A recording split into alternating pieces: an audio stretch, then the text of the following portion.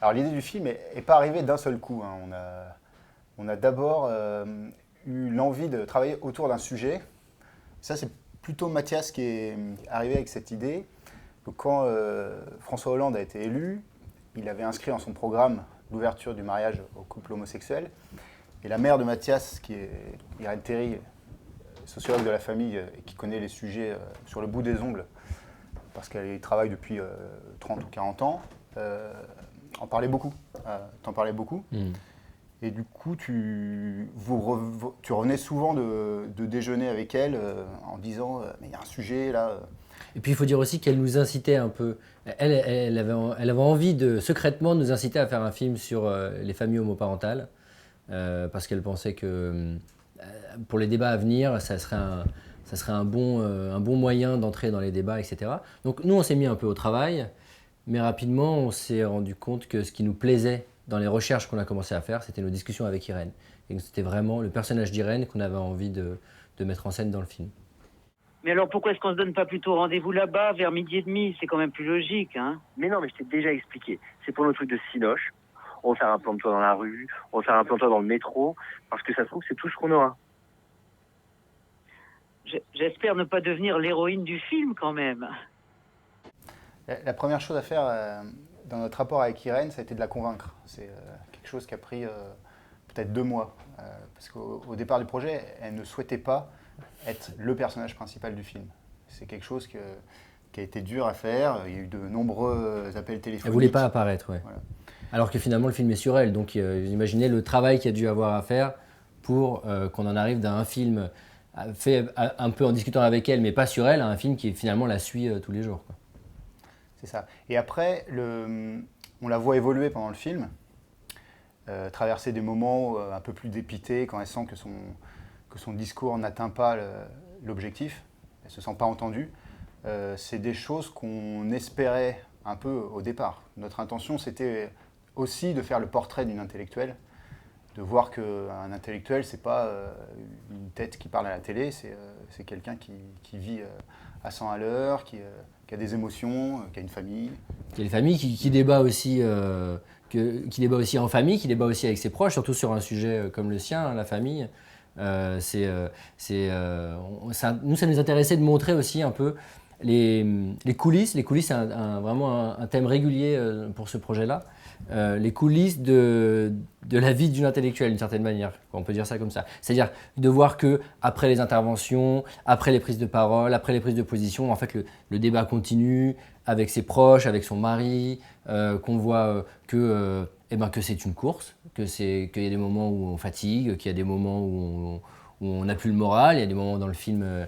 Elle dit qu'elle est déprimée, etc. Des moments où, explosion de joie à la fin du film, quand elle croise la ministre de la Famille par hasard dans la foule, on voit qu'elle dit c'est le plus beau jour de nos vies, on sent qu'elle est complètement, qu'elle est très émue, quoi, qu'elle est très touchée. Voilà, c'est pour montrer aussi que voilà, des intellos, c'est pas que des gens qui écrivent des bouquins, c'est des gens qui vivent leur sujet.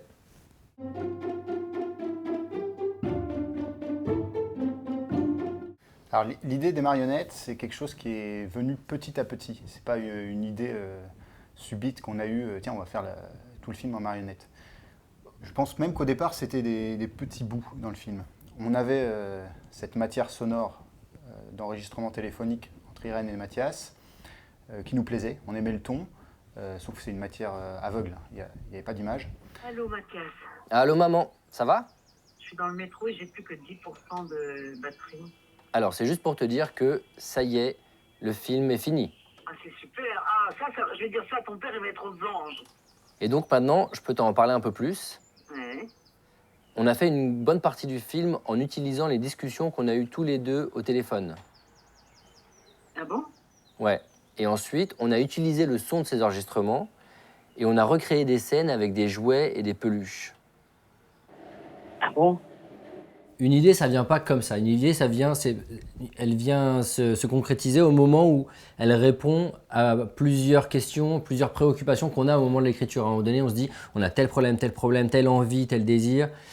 Et à un moment donné, on trouve une idée qui fait, ok, ce truc est capable de prendre en compte toutes les choses qui nous préoccupent. À savoir, donc, nous emparer des conversations téléphoniques, à savoir regarder le pays qui débat, mais avec de la distance, en rendant ce débat un peu étrange parfois, ou un peu comme s'il était pas dans notre pays, quoi. Le fait de fabriquer un monde des marionnettes comme ça nous permet de regarder un peu le théâtre qui se joue pendant l'année. On avait aussi cette idée de théâtre un peu en suivant l'actualité de près. On se rendait compte qu'il y avait un peu des prises de parole, des coups de théâtre, des choses comme ça. On disait, il y a quelque chose de l'ordre du spectacle aussi. Donc ça participait à l'envie des marionnettes. Il y avait le désir aussi de ne pas nous laisser complètement mener par Irène.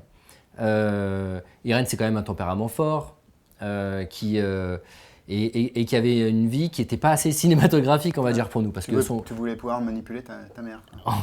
Ouais. Allô, Maman, Mathias, mon chéri, est-ce que je peux mettre ma tarte au four et te rappeler d'ici une demi-heure? non, parce que dans une demi-heure, j'ai un rendez-vous. Bon, alors je t'écoute.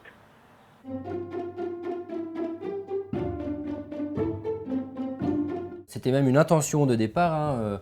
Très très tôt dans le projet, on avait pour préoccupation de nous interroger sur l'articulation entre l'évolution des mœurs et l'évolution du droit.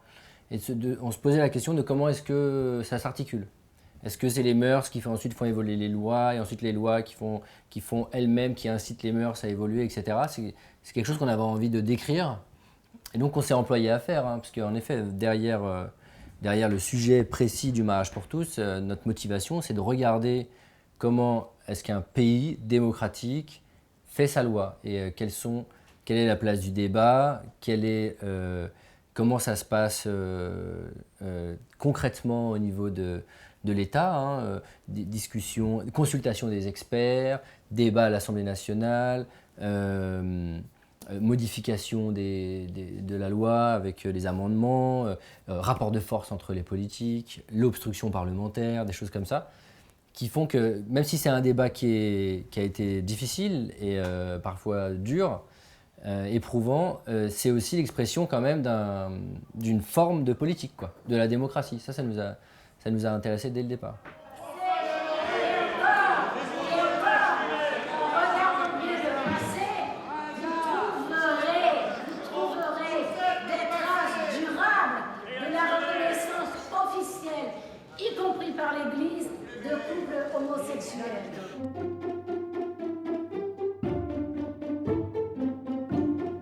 Donc c'est un film qui en apparence n'est pas un tract, mais qui est plutôt une invitation à une démarche. Comme Irène nous a elle-même invités à sa démarche, regarder l'histoire, prendre du recul, aller voir ce qui se passe concrètement auprès des gens, je pense qu'avec ce genre de film, on invite aussi les spectateurs à venir faire la même démarche que nous, quoi, c'est-à-dire bosser, enfin, travailler, exiger, nous questionner, nous remettre en question. Le film parle aussi beaucoup des moments où Irène a changé, comment est-ce qu'on peut accepter soi-même d'évoluer, est-ce que c'est honteux que de changer, etc. Donc tu as parfois complètement changé d'avis sur les sujets que tu traites. Oui, j'ai changé, mais tout le monde a changé. Beaucoup de gens n'aiment pas dire qu'ils ont changé parce qu'ils s'imaginent que c'est avoir eu tort hier et avoir raison aujourd'hui. Au moment où nous, on écrit nos films, on ne réfléchit pas à faire des objets pédagogiques. C'est pas notre objectif. Nous, on fait du cinéma, on veut s'emparer de sujets, mais aussi parler de beaucoup de... C'est pas simplement poser des idées les unes derrière les autres. Donc bien sûr, on va dire que si les gens ont envie de s'en emparer pour le montrer à un jeune public, pour discuter derrière, c'est-à-dire que le film est réussi. C'est-à-dire que le film engage à la discussion, peut aider des gens à réfléchir, donc ça c'est tant mieux. Mais nous c'est sûr qu'en tant que cinéaste, on cherche à faire du cinéma, c'est-à-dire quelque chose qui est plus subtil qu'une leçon. C'est pas une leçon. C'est-à-dire que on trouve le sujet est aussi important pour nous que l'effet que peut donner la forme, quoi. Le choc du réel marionnette, les allers-retours entre intime et national. Ça fait des choses qui sont pas simplement réductibles à un simple texte, quoi. Ouais, Faut le essayer de ré- créer de l'écho, je sais pas comment. Le réel est C'est- toujours plus complexe que ce qu'on croit, quoi. Donc c'est une explication du réel qu'on propose, mais il y en a, c'est infini, je pense.